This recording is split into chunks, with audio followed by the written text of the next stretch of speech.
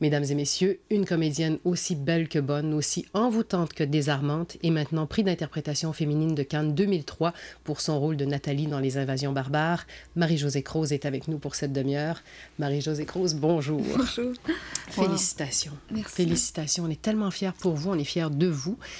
Est-ce que vous commencez à le réaliser un petit peu plus? Oui, là aujourd'hui, je l'ai réalisé. Oui. Ça fait quoi? Ben, je suis contente. C'est un grand bonheur. Puis en même temps, c'est inquiétant parce que je me dis maintenant, il faut que je prenne les bonnes décisions. Et ça s'ouvre, hein? Tout d'un coup, là, c'est vraiment... les choses se présentent et puis il va falloir que je prenne les bonnes décisions. Oui, parce qu'à part l'Oscar, il n'y a pas plus grande récompense en cinéma, en un sens. Donc, et battre les Charlotte Rampling, Nicole Kidman, c'est pas rien. Et je me disais, pour une fille qui ne cherchait pas à être une star, ça risque de changer bien des choses. Peut-être. Mais en même temps, je sais pas, je peux pas dire ce qui risque d'arriver, j'en sais rien. J'aime mieux pas y penser, mais c'est juste que, par exemple, je me dis... Bon, j'ai un agent aux États-Unis, j'ai un agent en France, j'ai un agent ici. C'est sûr qu'on ne peut pas être partout en même temps. Et puis, j'aimerais vraiment être à la meilleure place où il faut que je sois, mais pour l'instant, je ne sais pas trop où ça se trouve, cette place-là. Il faut que je découvre ça, il faut que je médite un peu là-dessus. Ça va être un coup d'instinct, encore une fois. Oui. Quand vous dites c'est un bonheur, j'ai une drôle de question à vous poser, mais qu'est-ce qui est le plus savoureux en ce moment? Qu'est-ce qui est le plus jouissif de ce qui vient d'arriver? C'est de me dire que, finalement, je sais pas trop, j'ai réalisé que l'interprétation que j'avais faite était sans doute assez audacieuse parce que je me suis dit, le jury a préféré donner un prix à quelqu'un qui a fait un second rôle, à quelqu'un qui avait fait un rôle principal. Un rôle principal. Donc, je me dis, c'est sans doute qu'ils ont senti quelque chose une audace, quelque chose de différent. Puis ça, c'est quelque chose que moi, j'ai toujours privilégié dans ma vie, la différence, la singularité. J'ai toujours été quelqu'un comme ça, même ça peut même être un défaut chez moi, cette envie de ne pas être dans les rangs, de ne pas être conforme. Depuis toute petite? Depuis très jeune, oui, depuis toute petite. J'ai toujours eu ma pensée. Je me souviens, ma mère, à un moment donné, j'étais une bonne enfant, mais je me souviens qu'une fois, elle a dit « Je vais te le casser, ton caractère. » Elle a dit ça, « Je vais te le casser, ton caractère. » Elle n'a jamais réussi. J'étais très gentille, j'étais très polie, très gentille, mais j'ai un côté buté, puis j'ai un côté que on me dira pas quoi faire, puis on me dira pas quoi penser. Puis plus on veut me dire quoi penser et quoi faire, plus il y a la révolte qui s'installe en moi. Et je fonctionne bien avec les gens qui respectent ça chez moi. Donc les metteurs en scène qui savent reconnaître ça chez moi, le reconnaître dans le bon sens, puis l'accepter. Je suis la personne la plus docile à ce moment-là. Mais dès qu'il y a si cette personne-là veut changer ça, c'est impossible, c'est pas négociable. Si vous pensez à un rôle d'une certaine façon, donc, malgré ce que pourrait vous dire le metteur en scène, si vous le sentez comme ça va être, je préfère pas faire le rôle? Oui, si je sens qu'il n'y a pas une reconnaissance mutuelle, si la personne me laisse pas être dans mon univers, puis dans mon monde, puis dans ce que moi j'ai envie de faire, mais en même temps, il y a des gens qui réussissent, comme justement Denis Arcand ou Atom Egoyan, c'est deux personnalités très fortes qui ont réussi à me faire ce qu'ils voulaient.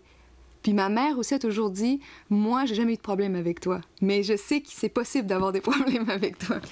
Est-ce que ça rend ça plus difficile quand vient le temps d'avoir une chum? Oh mon Dieu, ça c'est... j'ai pas eu des amours faciles, moi. J'ai jamais eu des relations harmonieuses avec les hommes. Ça a toujours été assez difficile. En partie à cause de ça, peut-être? Oui, beaucoup à cause de ça. Je pense que en partant, ça, c'est un trait de caractère assez masculin, finalement. Puis je pense que les hommes n'aiment pas ça, une fille qui a pas besoin d'eux autres pour exister. Moi, j'ai jamais eu besoin de personne. Puis ce côté-là, c'est une forme d'arrogance, en quelque part. Puis si la personne en face comme je suis attirée souvent par des gens qui ont une certaine fragilité aussi, je sais pas, il y a comme ils se sentent vite désarmés par cette assurance que je dégage aussi, peut-être. Une assurance, puis en même temps, une chose m'a fascinée, Marie-Josée, le premier jour, ou enfin les premiers jours de tournage des Invasions, vous dites, je me sentais inquiète, j'étais pas sûre si on aimait ce que je faisais. Qu'est-ce qui vous inquiétait le plus? C'est la façon de Denis Arcand? Ça, c'est l'ego qu'il faut toujours... c'est une chose que moi, dans mon travail, il faut tout le temps que je me batte avec ça. Parce que l'ego, c'est le pire ennemi d'un artiste. Puis l'ego, j'ai réussi à le vaincre dans mon travail, j'ai réussi à le vaincre en amitié. Même, je ne l'ai jamais eu, je pense, en amitié. En amour, je n'ai pas encore réussi ça. Mais l'ego, c'est l'orgueil, c'est est-ce qu'on m'aime, c'est le regard des autres, c'est de se donner du crédit pour ce que les autres pensent de nous. Et plus jeune, j'avais ce problème-là dans le travail, ce qui m'empêchait de bien jouer mes personnages, d'être une bonne actrice. J'étais mauvaise à un point parce que je laissais parler l'ego. Mais ça, pire vient c'est toujours une chose à combattre. Puis les premiers jours de tournage, tout d'un coup, j'étais là, est-ce qu'il m'aime, Denis Arcand? Est-ce qu'il est content de ce que je fais? Puis à un moment donné, j'ai vraiment comme juste... Parce qu'il faut se grounder, il faut vraiment juste écouter qu'est-ce que l'autre dit par son cœur, par ses... Puis tout d'un coup, j'ai dit... Ben c'est comme ça. C'est un réalisateur qui manifeste pas son enthousiasme. Donc ça, si t'es dans l'ego, ben ça te le renvoie en pleine face. Puis de l'autre côté, c'est très bon qu'il fasse ça parce que du coup, on n'attend pas on n'attend pas les louanges, on n'attend pas les bêtises non plus. On fait juste être dans le travail puis dans la vérité du moment. Marie-Josée, vous avez dit des rôles peuvent transformer nos vies. Ouais. De quelle façon le rôle de Nathalie vous a fait voir la vie différemment? Je dirais l'écoute qu'elle a avec Rémi, cette espèce de relation qu'ils ont ensemble. Au début, elle va le rencontrer, puis c'est pas vraiment... c'était pas prévu qu'il y ait cette rencontre-là au niveau de l'âme. Puis j'ai vécu ça, moi, un peu avec ma mère. Elle était hospitalisée il y a 1 an, puis face à la maladie, face à cette rencontre-là avec la maladie, j'étais très malhabile. Puis un peu comme Nathalie au début du film avec Rémi, on sent qu'elle n'a pas tellement envie d'être là. Puis moi, je serais partie en courant, pas parce que j'aime pas ma mère, j'adore ma mère, mais cette maladie-là me faisait trop peur. Et finalement, j'ai revécu une situation pareille parce que ma mère a été hospitalisée cette année. Puis tout d'un coup, j'ai réussi à... Nathalie m'a appris ça, m'a appris l'espèce de générosité puis d'écoute je pense à la fin du film, il y a une scène très troublante. Nathalie a à vivre quelque chose un moment absolument crucial. Puis elle est courageuse dans ce moment-là. Puis ce courage-là, moi, en jouant, je l'ai compris. Vous avez vécu une enfance pas banale, avec une séparation importante. On pourrait même parler de déchirure autour de l'âge de 3 ans, au moment où vous avez été adoptée. Est-ce que je me trompe? Un peu, parce que c'était pas une déchirure. Je pense que j'ai été adoptée à l'âge de 3 ans. De 3 ans, c'est ce que j'allais dire. Mais je connaissais les gens qui m'ont adoptée depuis j'étais... Bon, eux m'ont connue avant que je les connaisse parce que j'avais 11 mois quand ils ont commencé à prendre soin de moi. Dire que ma mère naturelle pouvait pas vraiment s'occuper de moi. Donc, j'étais un peu trimballée à gauche, à droite. Il y avait plusieurs familles... qui ont pris soin de moi, dont la famille Croze. Donc, après, à l'âge de 3 ans, c'était l'adoption officielle. Donc, pas de déchirure, pas de moments douloureux. C'est eux que je voulais. Mais c'est extraordinaire. C'était ma famille préférée. C'est extraordinaire. Oui, je me rappelle d'avoir décidé que c'était eux, ma famille. À 3 ans? Ah oui, oui. Je me souviens du jour que j'ai dit comment je vais faire pour que cette femme-là m'aime de façon inconditionnelle. Puis je l'ai appelée maman, tu sais. Mais je suis rentrée de dehors, tu sais, puis j'ai dit, bon, comment je fais? Puis je vais toujours m'en souvenir, il faisait un gros soleil, tu sais, puis je rentre dans la maison, puis je dis, hey, maman! Puis là, elle a été touchée, mais c'était vraiment de la manipulation de ma part. Elle a été touchée, elle s'est retournée de bord, puis elle dit, ah, elle m'a appelée maman! Puis là, c'était comme, puis je l'ai regardée, j'ai dit, ben oui. Puis ça a été fait. Puis là, ils m'ont adoptée peu de temps après, puis... Mais est-ce que ça faisait... J'ai réussi mon coup. Manipulation, mais en même temps, c'est très beau de la part d'un enfant. Donc, énormément de maturité dès cet âge-là, finalement. Bien, je sais pas si c'est de la maturité, c'est juste que... Une vieille âme, même, on pourrait dire. Je sais pas, il y avait plein d'autres gens qui prenaient soin de moi, mais c'était eux que je préférais. Je pense parce c'était une grande famille, il y avait plein d'autres enfants, on est 5. Il y avait mon frère que j'aimais beaucoup, l'aîné de la famille, puis... J'étais bien, j'aimais cette femme, je l'aimais profondément. Je trouvais que c'était la personne qui me comprenait le mieux, puis qui prenait le mieux soin de moi. C'était elle. Et quand on parle de divorce que vous vivez vers l'âge de 8 ans, c'est le divorce de cette famille? Oui. Est-ce que ça a été vécu comme un moment plus difficile, un moment plus délicat pour vous? D'inquiétude. Oui, parce que c'était pas facile. Mes parents, ils étaient très... c'était pas l'harmonie, disons. Puis mon père avait un problème d'alcool. Donc, il y avait beaucoup de chicanes. Hein, puis des choses comme ça. Donc, après ça, moi, je rêvais au divorce même. Je me souviens que j'ai incité ma mère à se divorcer parce que je trouvais que ça n'avait pas d'allure, cette affaire-là. Puis, non, on était assez soulagés quand il y a eu le divorce, finalement. Ça a été plus un soulagement qu'une déchirure, je dirais. Vous parlez de votre maman. Une phrase magnifique que vous avez dite au moment de recevoir un prix pour Maelstrom, un génie. Vous dites « Elle ne m'a pas donné la vie, mais elle m'a donné une vie. » Et j'aimerais que vous me disiez de quelle façon elle a fait une différence pour vous. C'est une sainte pour moi. Les repas, tout. Je veux dire, c'est ça. Le don de soi. Le don de soi, la dévotion de cette femme-là. Donc, quand j'ai gagné mon génie, puisque je l'avais jamais dit, parce que ma mère est très pudique, elle aime pas ça quand on parle d'elle, puis que je dis ces choses-là, elle ne sera pas contente, sûrement. Mais je le dis pareil parce que faut qu'elle accepte. C'est la vérité, c'est la vie. Moi, je vis dans la vérité, puis j'ai plus envie de rien cacher. Donc, je me suis dit, le jour où je vais le dire, ça va être à un moment opportun où les gens pourront pas dire « Ah, elle se sert de ça pour se faire du capital de sympathie en disant « Ah, j'ai une enfance malheureuse. » Je veux pas jamais dire ça. Je veux simplement rendre à César ce qui est à César, puis dire d'où je viens, puis dire que elle, cette femme-là, m'a été d'un grand... je serais peut-être probablement pas là si elle avait pas été dans ma vie. Se retrouver dans différentes familles comme ça entre 0 et 3 ans et finalement choisir une famille et être adopté, est-ce que on trouve quand même une sécurité à l'intérieur rapidement ou est-ce que vous avez l'impression de la petite fille qui parfois se disait mais tout à coup je peux pas rester ici ou... Ah, c'était dur parce que je me souviens que ma mère naturelle, des fois, elle revenait, elle me reprenait, puis ça pouvait être à 3 heures du matin, des choses comme ça. C'était assez Puis je me souviens que la famille était la famille Croze était des gens qui m'aimaient beaucoup. Je leur sentais cet amour-là de mon frère, de mes sœurs, tout ça. Puis les autres, il y avait de la peine. Puis ils pouvaient rien faire jusqu'au moment de l'adoption officielle. Tout le monde était... Ma mère pleurait des fois quand ma mère adoptive pleurait quand l'autre venait me chercher parce qu'elle pouvait me ramener pour 3 mois on savait jamais quand est-ce que j'allais revenir chez les gens que j'aimais le plus, finalement. Donc ça, c'était... je peux pas dire que j'étais une enfant avec... à l'intérieur de moi, j'avais des valeurs. J'ai tout le temps été quelqu'un qui avait des valeurs très, très fortes puis qui savait... J'ai toujours su ce qui était bien et bon. J'ai toujours su ce qui était mauvais aussi. J'avais vraiment des valeurs très solides. Je sais pas d'où ça vient. C'était comme ça. Puis, mais je vivais beaucoup d'insécurité, beaucoup d'angoisse, puis j'étais assez traumatisée à différentes étapes de mon enfance, pour toutes ces raisons-là. Et ça se manifestait comment? Ah, des problèmes de sommeil, des problèmes de santé, je dirais, mais qui étaient très psychosomatiques. Est-ce que le voyage, aujourd'hui, à partir quand vous dites que le voyage, c'est la plus grande thérapie, c'est ce que je souhaite à tout le monde quand ils vont pas bien, ouais. C'est cette façon, finalement, ça prend un certain détachement pour faire ça. Ouais, moi, je suis bien pas mal partout. J'ai pas de problème avec le déracinement. J'ai été vivre en France. 2 ans? Ouais, avec des allers-retours, puis...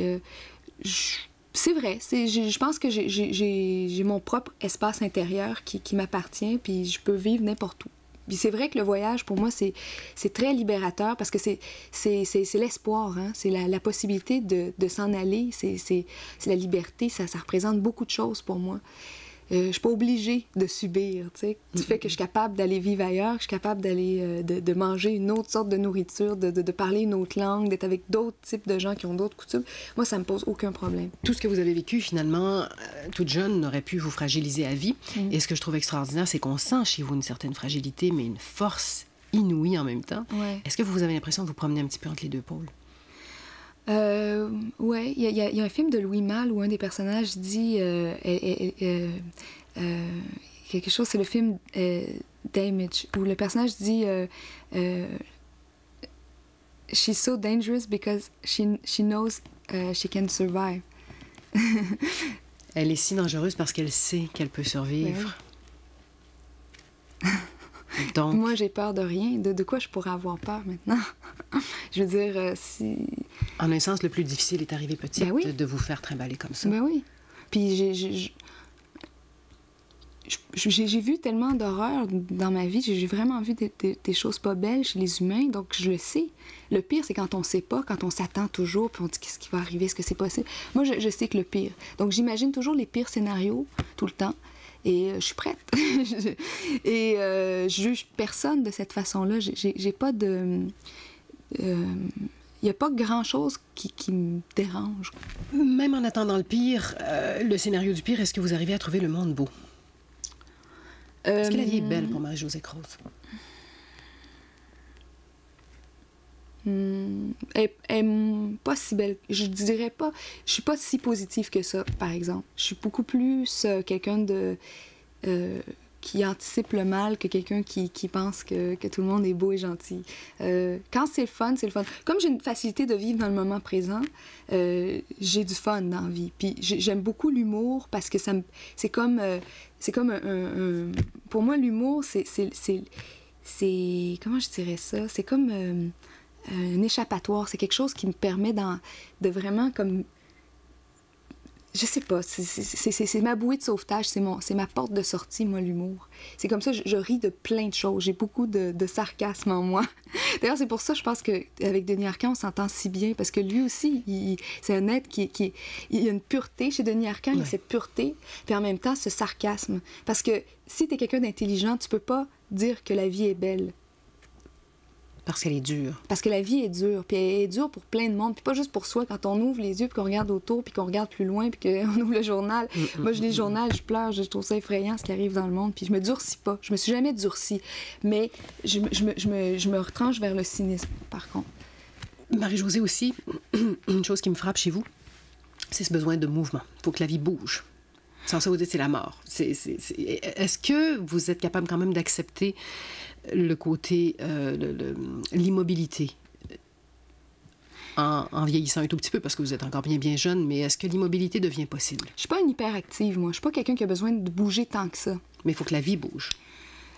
Mais je sais pas si c'est qu'il faut que la vie bouge, il faut qu'il se passe quelque chose. Il faut que j'entre en contact avec une vraie énergie, avec une vraie personne en face de moi, j'ai besoin qu'il se passe de quoi dans la vérité, dans la vie, mais c'est pas dans le mouvement physique nécessairement. J'ai pas quelqu'un qui a besoin d'activité, qu'il faut que je me fais pas des plannings de ma journée, que là, il faut que je me lève à 8 heures, il faut que je fasse ça à 9 heures. C'est pas important pour moi, ça. De bouger physiquement. Il faut que ça bouge dans mon esprit, dans mon être. Il faut que j'apprenne, il faut que je vive des choses. Puis on apprend chaque jour. C'est ça qui est le fun. C'est pas arrêter dans le temps. Et le risque? Le goût du risque? Ah, ça, beaucoup. Beaucoup, énormément. Même que c'est fatigant. Je me mets toujours en danger. Mais pour des niaiseries, des fois. Je fais toujours des actes manqués. J'arrive toujours à...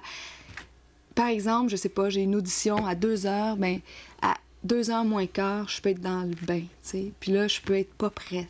Des choses comme ça, je me mets toujours en danger pour ressentir finalement peut-être pour ressentir tout le temps que la vie encore plus fortement, tu sais. Quand c'est trop... Quand il y a une espèce de confort, là, puis là, je m'endors, puis là, je trouve ça plate. Est-ce qu'on peut arriver à dire que Marie-Josée aime Marie-Josée? Moi, je me suis toujours aimée. Je me suis toujours aimée, j'ai toujours trouvé que j'étais une bonne personne. Puis, je veux dire, j'ai des problèmes d'estime de soi, de choses comme ça. J'en ai tout le temps. Des problèmes de me dire, est-ce que je vais être capable de faire ça? Est-ce que je vais réussir? Est-ce que... Mais fondamentalement, moi, je sais que je porte en moi des valeurs très belles, puis que je suis une bonne personne. Quand je suis au contact de gens qui sont méchants, par exemple, je comprends pas. Puis je trouve qu'ils font pitié. J'arrive même pas à les détester. J'ai du mal à détester quelqu'un qui me fait du mal parce que je me dis, mon Dieu, comment il fait? Ça doit être terrible, vivre comme ça. Je sens la maladie, je sens le malaise dans les gens qui sont méchants. Je le sens. Puis je me fais de la peine. Donc je pense que je suis une bonne personne. Qu'est-ce que je peux vous souhaiter en terminant, Marie-Josée?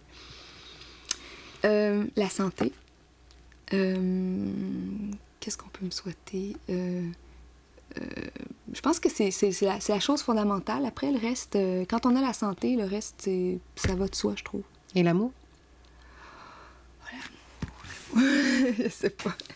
L'amour, Je l'ai, l'amour. J'ai un amour qui est... Mais c'est sûr que dans les relations, moi, j'en vois pas beaucoup des relations enviables, de toute façon. Je vois pas beaucoup de couples autour de moi que je me dis « Waouh, c'est ça que je veux ».